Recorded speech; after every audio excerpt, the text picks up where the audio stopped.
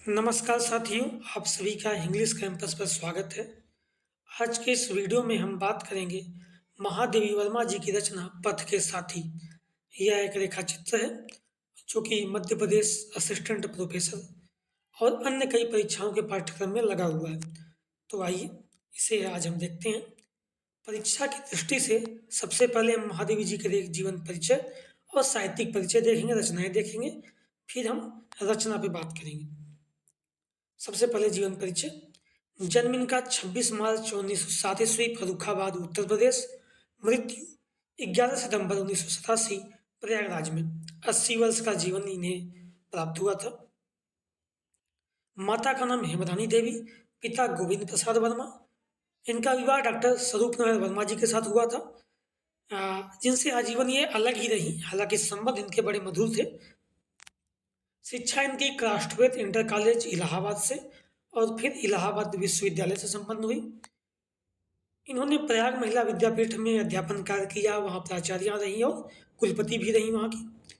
1952 में यूपी विधान परिषद की सदस्य मनोनीत हुई है। चांद पत्रिका का संपादन कार्य किया इन्होंने इलाहाबाद से ही। इलाहाबाद में साहित्यकार संसद नामक संस्था की स्थापना भी की। वर्ष 1933 में प्रथम महिला कवि सम्मेलन का आयोजन किया, जिसकी अध्यक्षता सुभद्रा कुमारी चौहान ने की। और ये पशु पक्षियों की बड़ी प्रेमी रही। इनका जहाँ आवास था वहाँ कई सारे पशु पक्षियों को इन्होंने पाल रखा था। इनके रेखाचित्रों में उनके विषय में विस्तृत वर्णन मिलता है।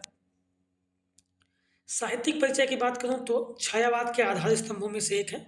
छायावाद के 4 आधार स्तंभ माने जाते हैं, आप सब जानते ही होंगे। आज सूर्यकांत त्रिपाठी निराला, जयशंकर प्रसाद, सुमित्रानंद पंत और महादेवी वर्मा जी। निराला जी को अपना भाई मानती थी, उन्हें राखी बांधती थी। इन्हें आधुनिक युग की मीरा भी कहा जाता है। निराला जी ने इन्हें हिंदी के विशाल मंदिर की वीणा पाणी कहा है। रचनाएं देखें इनकी तो कविता संग्रह सबसे पहले निहार 1930, रश्मि 1932, निर्जा 1934, सांध्यगीत 1936, यामा 1940, दीपशिखा 1942, सप्तपाणा 1959, प्रथम आयाम 1974, अग्निरेखा 1990। ये इनकी कविता संग्रह हैं। निबंध संग्रह देखें तो श्रृंखला की कड़ियाँ 1942, विवेचनात्मक गद्य 1942, क्षारदा 1956, साहित्यकार की आस्था तथा अन्य निबंध 1962, संकल्पिता 1969। कहानियाँ गिल्लू गौरा नीलू कुत्ता। गौरा इन्होंने गाय पाल रखी थी, ये बड़ी मार्मिक कहानी है, बचपन में आप सबने पढ़ी होगी। संस्मरण देखिए मेरा परिवार 1972। इस जो संस्मरण है मेरा परिवार, इसमें इन्होंने अपने जो जानवर और पशु पक्षी पाल रखे थे उनके विषय में इन्होंने विस्तार से बात की है।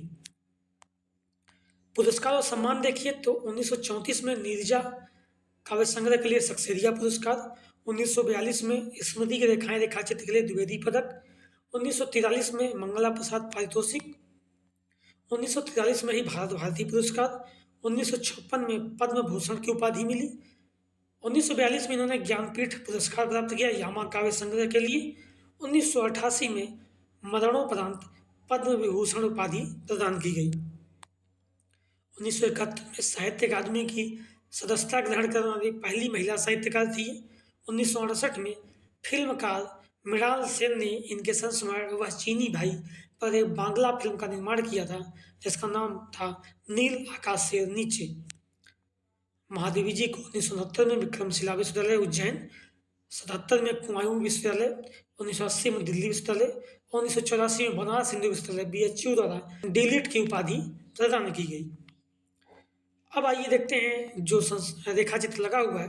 बेसिकली यह संस्मरणात्मक रेखाचित्र है पथ के साथी। इसका प्रकाशन वर्ष 1956 ईस्वी में हुआ। राधा कृष्ण प्रकाशन द्वारा प्रकाशित किया गया। इसे लगभग 92 पृष्ठ की रचना है ये। इसमें अपने समकालीन साहित्यकारों का आत्मीयतापूर्ण ढंग से स्मरण किया इन्होंने। प्रारंभ में 7 रेखाचित्र मिलते हैं, बाद में 11 संस्मरण रेखाचित्र इसमें संग्रहित किए गए हैं। आइए देखते हैं किस नाम से है ये। तो दद्दा इस नाम से मधुभूषण गुप्त जी की संस्मरण है। निराला भाई ये निराला जी का है। स्मरण प्रेमचंद मुंशी प्रेमचंद जी का है ये। प्रसाद जयशंकर प्रसाद जी का। सुमित्रानंद पंत जी का इसी नाम से है। सुभद्रा इस नाम से सुभद्रा कुमारी चौहान जी का, प्रणाम इस नाम से रविन्द्रनाथ ठाकुर जी का, पुण्य स्मरण इस नाम से महात्मा गांधी जी का, राजन बाबू बाबू राजेंद्र प्रसाद जी का, जवाहर भाई जवाहरलाल नेहरू जी का, और संत राजर्ष इस नाम से पुरुषोत्तम दास टंडन जी का स्मरण है इसमें। टंडन जी को राजर्ष पुरुषोत्तम दास टंडन कहा भी जाता है। इसी नाम से इलाहाबाद में एक मुक्त विश्वविद्यालय की स्थापना भी की गई है। ठीक। अब इस पुस्तक में रविन्द्रनाथ ठाकुर, मधुसूदन गुप्त जी, प्रसाद, सूर्यकांत त्रिपाठी निराला, सुमित्रन पंत, सुभद्रा कुमारी चौहान और सियाराम शरण गुप्त, जो मधुसूदन गुप्त जी के छोटे भाई थे, इनकी हस्तलिखित कुछ पंक्तियां भी दी गई हैं। ठीक।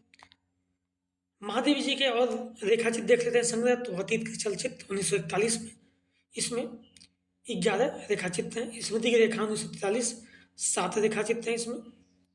स्मृति की रेखाएं में ही आपने नेट के पाठ्यक्रम में जो लगाया ठकुरी बाबा, वो इसी में संग्रहित है। और इसमें भक्तिन जो इनकी परिचारिका थी उसके विषय में बिबिया, गुंगिया, जंग बहादुर और मुन्नू, ये रेखाचित्र इसमें संग्रहित हैं। पथ के साथी 1956 मैंने बताई दिया इसके बारे में। ये स्मारिका, ये रेखाचित्र संग्रह हैं इनके। डॉक्टर नगीन लिखते हैं कि महादेवी के रेखाचित्रों में संवेदनशीलता, भावुक कल्पना, कवि हृदय और कलात्मकता अभिव्यक्ति का अभूतपूर्व उत्कर्ष मिलता है। कृष्णदत्त पालीवाल पथ के साथी के संबंध में लिखते हैं, महादेवी के ये संस्मरण इतने प्रसिद्ध हुए हैं कि अज्ञेय जैसे रचनाकार को स्मृति लेखा की ओर मोड़ना पड़ा। तो ये उनको महत्व को दर्शाते हैं। ठीक है। तो ये महादेवी जी के पथ के साथी रेखाचित्र और उनके जीवन और साहित्यिक जीवन के विषय में मैंने बात की, जो कि परीक्षा की दृष्टि से महत्वपूर्ण है। ठीक है। धन्यवाद।